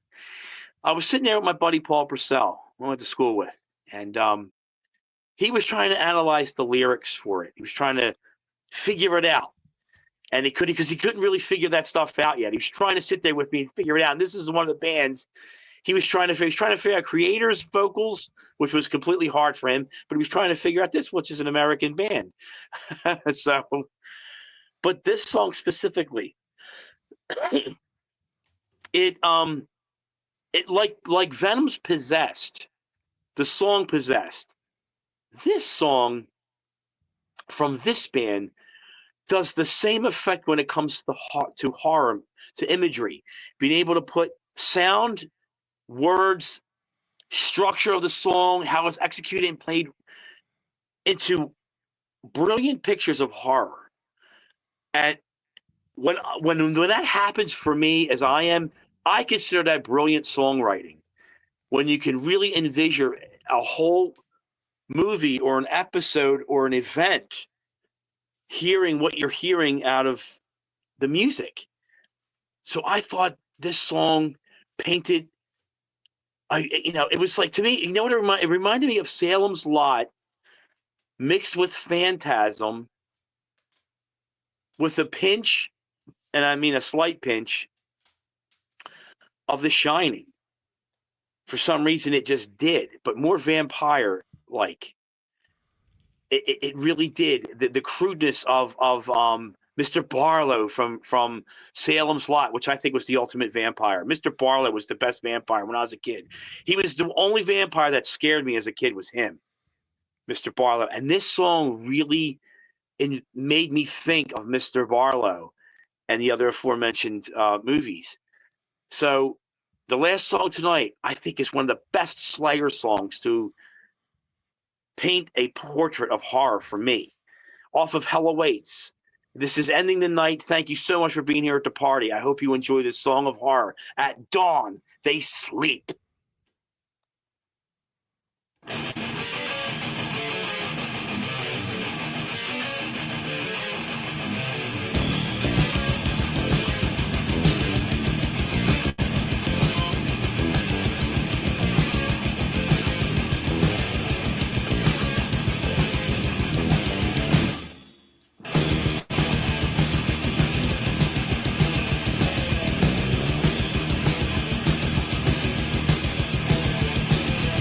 Awaken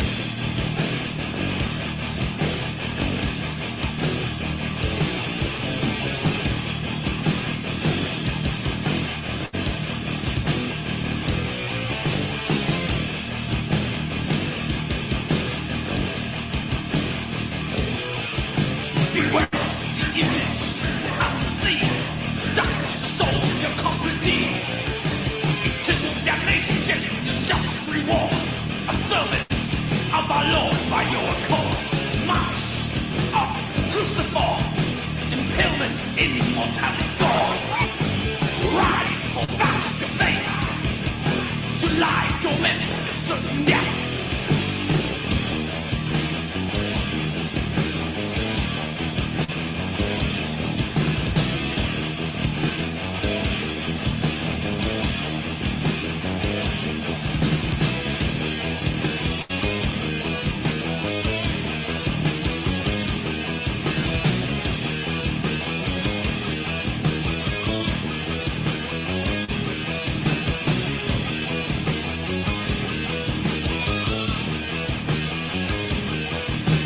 Driven by the instinct of centuries of horror, implanted on the brain of the sickening parasite.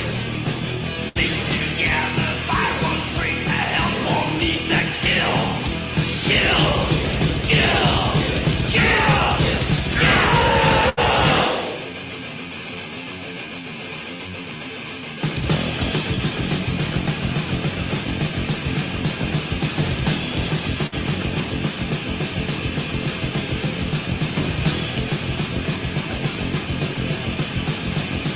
Moving from the hellish streets, taking flight, Mr. Night in the skies, rain of death. Swooping down the shadow skies, taking physical living forms, shed the wings, stuck them overwhere. Lock yourself into your veins, tatted soldiers lock their prey, leaving corpses waiting for the change. Blood dripping from the jaws of death, not enough to satisfy, they must bring the soul of life.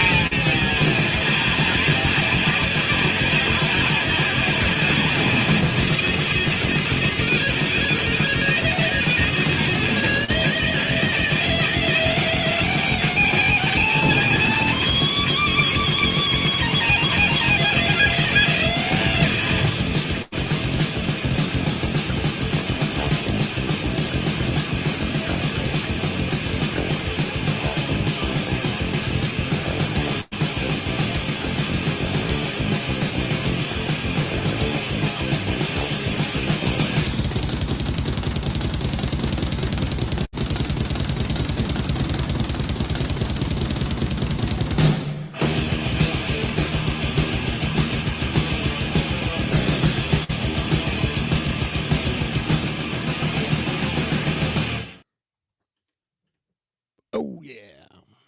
Thank you, everybody. And thank you, Yep. Francisco.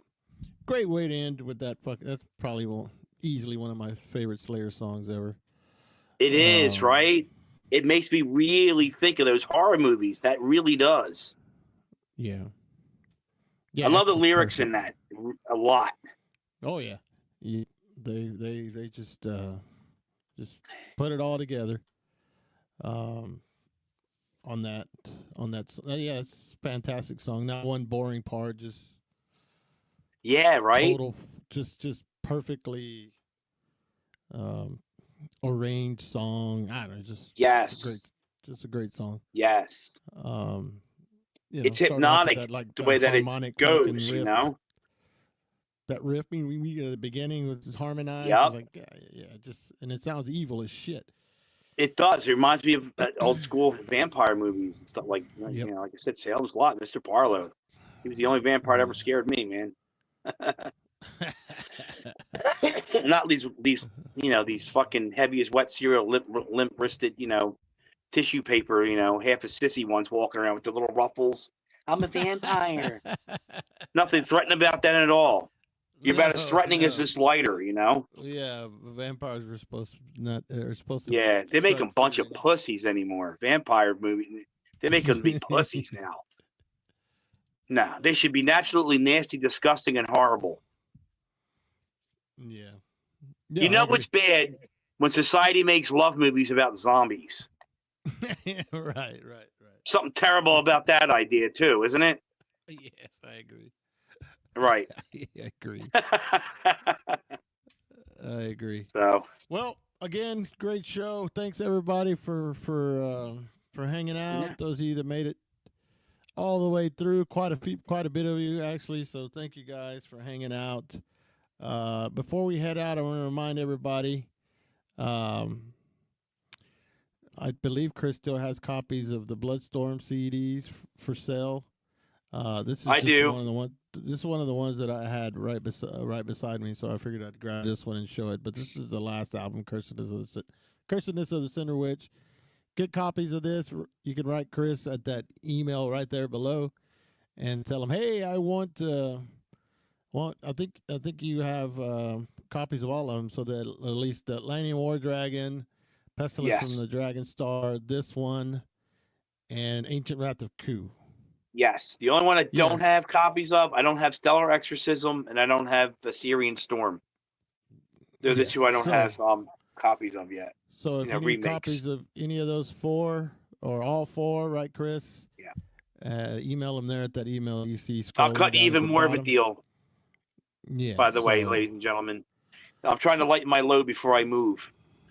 Right. So yeah, I really am. And next week, or I should say this Saturday, it's it. I'll be done the next album. The new album will be done.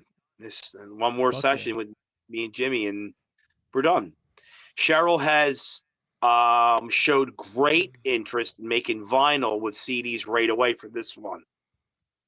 So cool. That artwork should look really cool on a vinyl. Yeah, I agree. That artwork's great. Do you have any patches or pins? No. Any I haven't had that shirts? stuff. You know what's funny about that? People ask me to, for patches, pins, and shirts. I get shit done, and they fucking sit for like 5 years.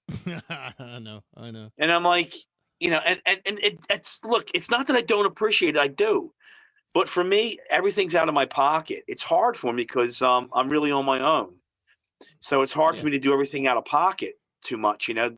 Like when I'm making this album, this is all out of my pocket. So, but I believe in it, so I do it. I'm not hemming and hawing. I do what I got to do. Of course. I want to make sure it's absolutely. I wanted to talk to JD about that. Actually, he's the one I wanted to get shirts made. Yeah. I wanted to get a back patch of Cursing It of the Cinder Witch. I wanted to get a back patch of that, and it never happened. Yeah. So I'm sure JD can just hit him up. Yeah. I'm sure he can make something happen with the shirts. But yeah, just if you want to support, email them right there at that email there. Get buy some CDs. Sure. If you want to donate to the birthday fund, which I started, you can PayPal it right there. If you'd like to, just you don't have to. Thank you again for that. Yeah. So it's very like nice. Thank you.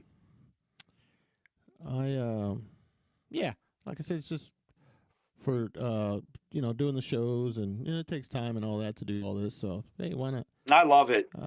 I appreciate it. So yeah, I like being here with everybody. Yep. All right, guys. Well, again, thank you guys very much, guys and gals. It was a lot of fun. Look out for more stuff sometime in the near future, and watch the show again. Check out the songs. Go through the songs. Buy some albums or whatever if you like it. Keep the music. Bloodstorm tassels. I'm going to try. It's on the table. I was talking with the boss about it a week ago, 2 weeks ago. We're discussing it. It sounds. It's just the same thing. As soon as I move, so much is going to be easier when I get the house sold and I go. It's just going to make it easier. I want to do a lot of stuff, but I just can't. I'm on my own, so yeah, it is what it is. So I'm trying to maintain my sanity. Well, all right. Again, everybody, thank you very much. We are out of here. Later. Thank you, people. Thank you very much.